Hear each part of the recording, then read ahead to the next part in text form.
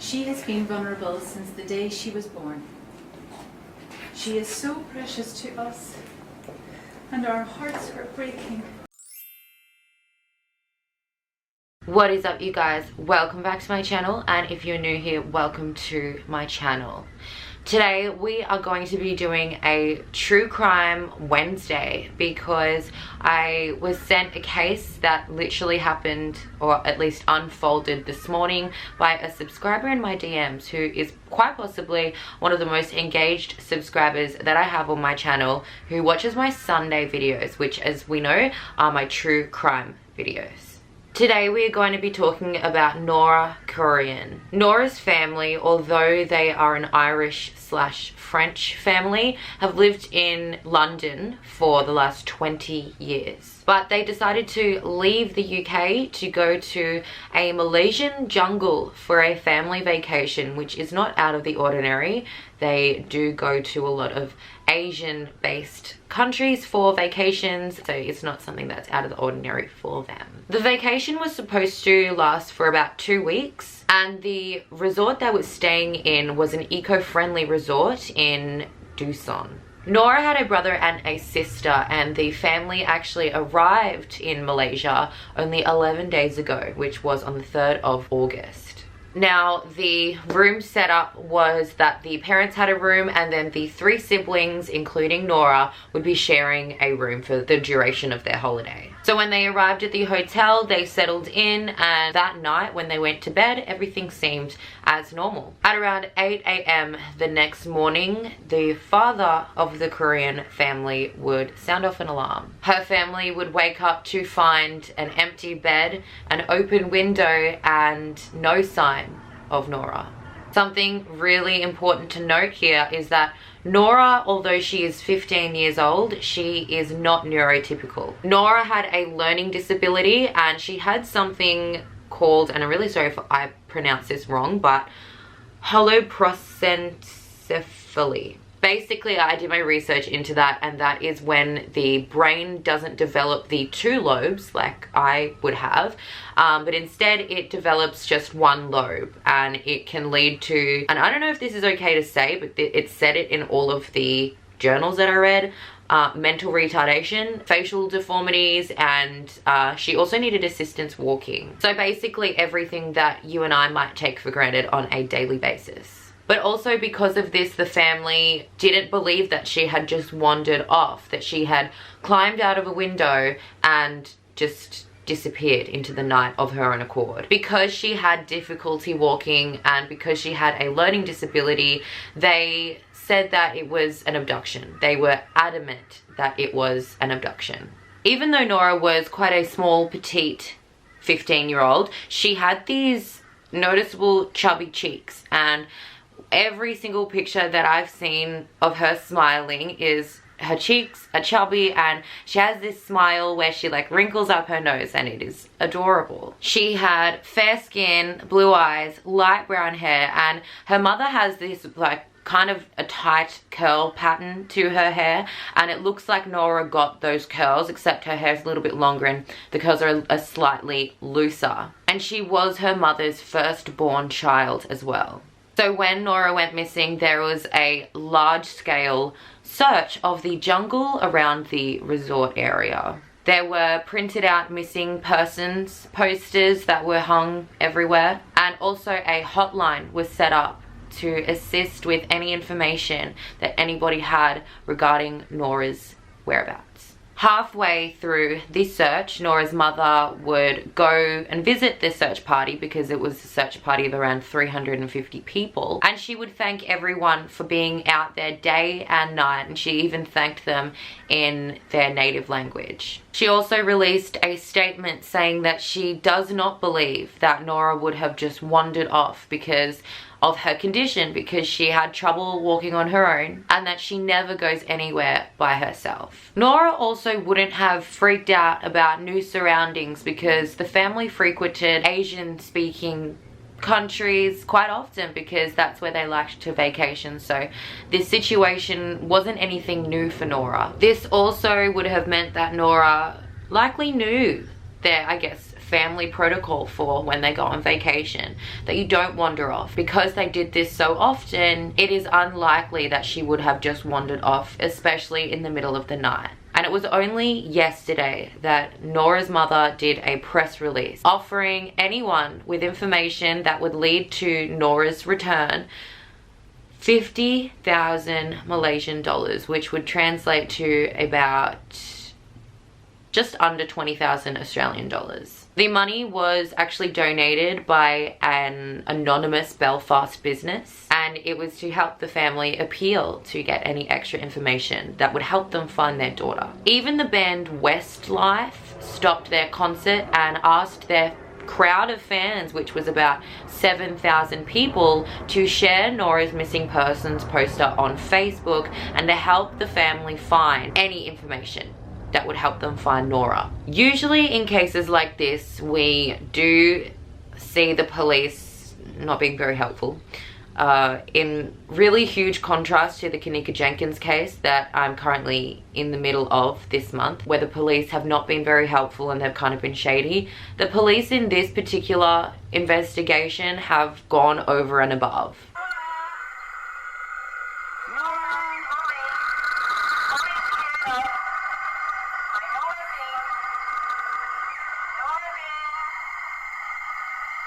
Police did originally believe that she did climb through the window and wandered off into the jungle, but they refused to rule out any sort of criminal element in this case. This search team grew to about 350 searchers going through the forest and looking for Nora. Even police from Ireland, France, and the UK flew over to help join the search party.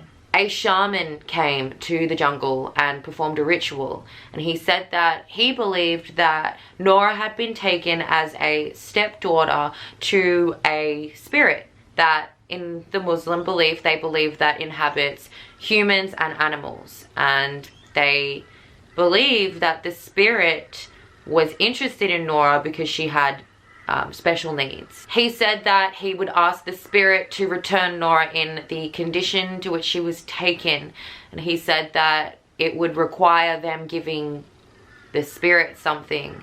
He also said that what he gave the spirit is between him and the spirit. Amongst police searchers, amongst the shamans, and amongst everyone helping in this case, they also had elite commando forces. They had sniffer dogs. They had thermal tracking. They had indigenous trackers to the area. They had an aerial search. Amongst those searchers, a lot of them did have a video of Nora's mother calling Nora's name.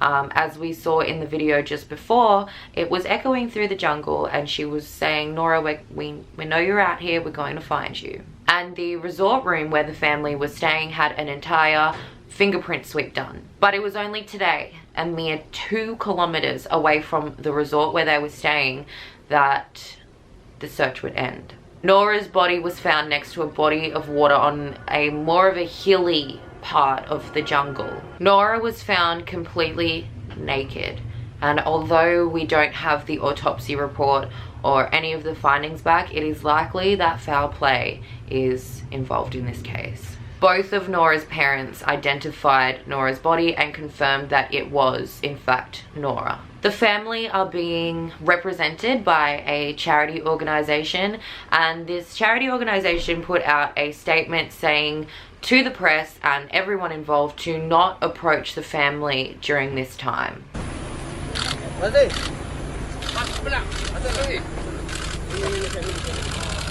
And we won't know what happened until we do get the evidence and the autopsy and all the results from the fingerprint sweep to all of the testing. I do have a theory. The lazy theory, and I guess the theory that the police originally thought had happened, was that Nora just got up out of bed in the night and opened the window and left. But after researching her condition and, you know, the parents giving detail in exactly how that condition related to Nora, because it is different for everyone, after hearing that she didn't go anywhere on her own, after hearing that she couldn't even walk on her own, I don't think that that's a possible explanation for what happened. And on top of that, we know that the family does go on vacation to Asian speaking countries a lot of the time.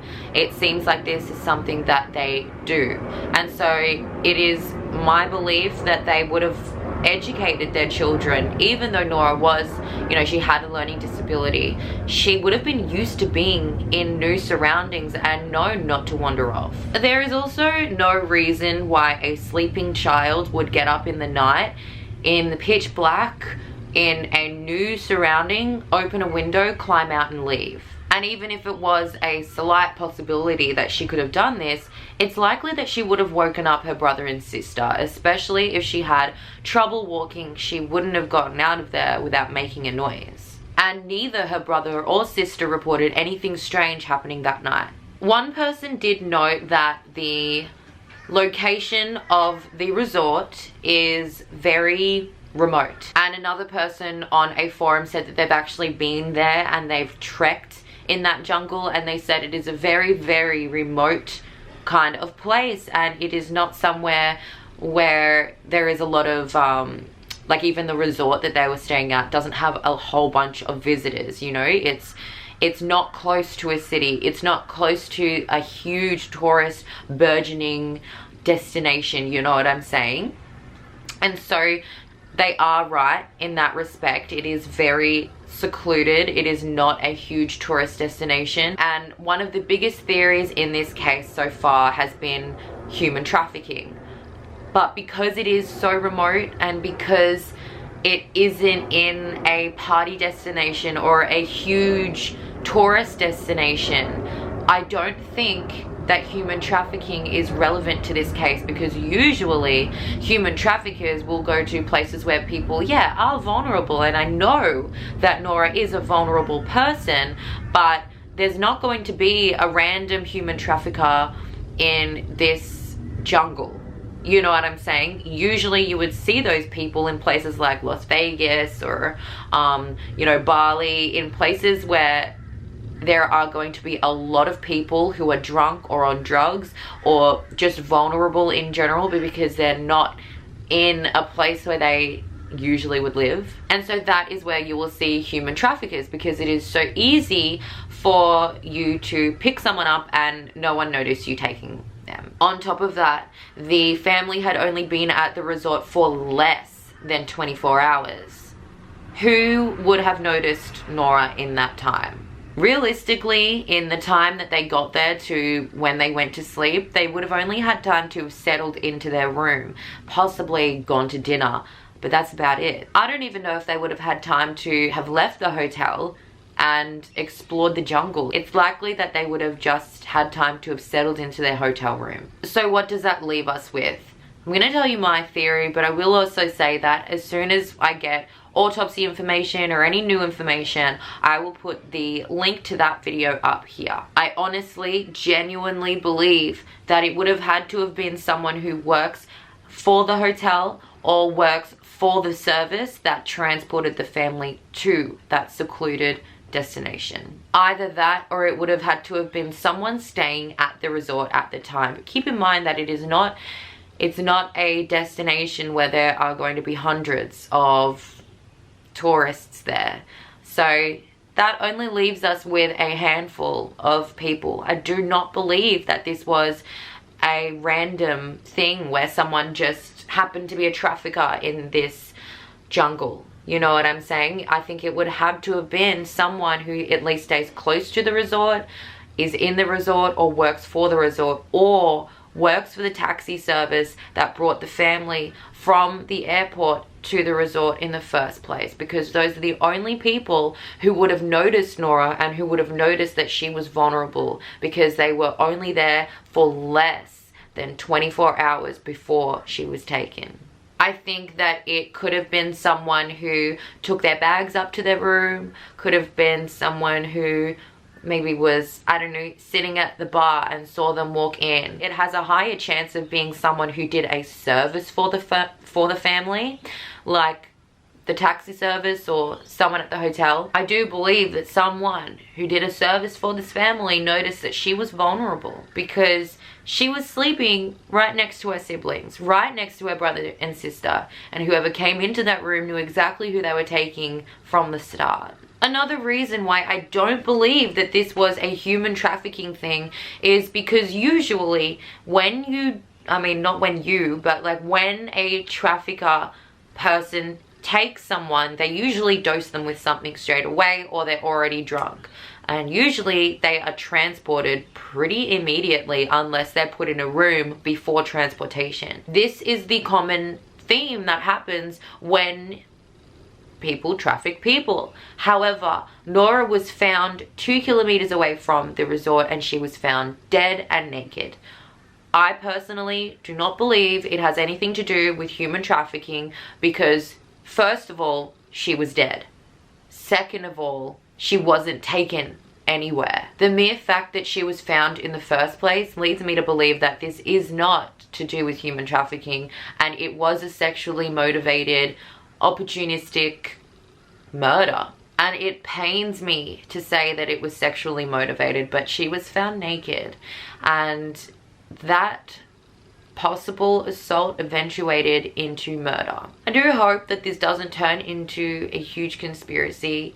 I had to disable the comments on the Kenneka Jenkins case because there are so many people who get really angry when you don't believe their conspiracies, and so far, even though it only happened this morning, I have seen people on forums saying, oh, it was the parents, and just some really conspiracy-like tinfoil things. I've also seen comments on the family and on videos of this case of people bringing up the fact that everyone's reacted so heavily to this case purely because she was a little Caucasian girl, and contrasting that with cases of brown and black victims who do not get this sort of attention and also are brushed off by the police. I think there are valid points there, but I think finding the appropriate forum and finding the appropriate way of bringing that to light isn't to be blaming a Caucasian victim. Brown and black victims are not given the same resources and the same attention that Caucasian victims get, but I do not think that the blame is on any victim. I don't think that it has anything to do with the family. I think that this sort of stuff should be voiced with politicians and voiced with the police, and it should be a separate conversation. I don't think that commenting on these forums and on videos of the family giving their appeals is a very appropriate way to handle this. And also, what are they going to do about the situation? I think it's just not a very appropriate thing or place for you to be bringing up that conversation. I feel for the family, and I can't even imagine what Nora was thinking or feeling that night. And I also really empathize with her brother and sister because I can't imagine how it would feel to know that this happened literally meters away from you when you were sleeping. I will do an updated video on this, and again I will put the tab here when we get more evidence and when we get more of an idea of what played out that night, when we see what happens with the autopsy findings. But until then, I will see you this Sunday for the 3rd installment of the Kenneka Jenkins case, and this is when we are going to be looking at what happened after they found her body and also the evidence in this case. And then the Sunday after that, we will be talking about the theories and debunking some popular theories as well as presenting some new theories. Anyways, you guys, thank you so much for watching. If you like these videos and you like my covering and my theories, please give it a thumbs up. It really does help. Leave a comment down below with any recent kind of missing persons things or any smaller cases that you think deserve more attention, and I will look into them and possibly report on them. If you want to subscribe to my channel, I do story times, makeup videos, hauls and stuff like that on Wednesdays, but every single Sunday I do a true crime Sunday. So thank you so much for watching, and I will see you in the next one.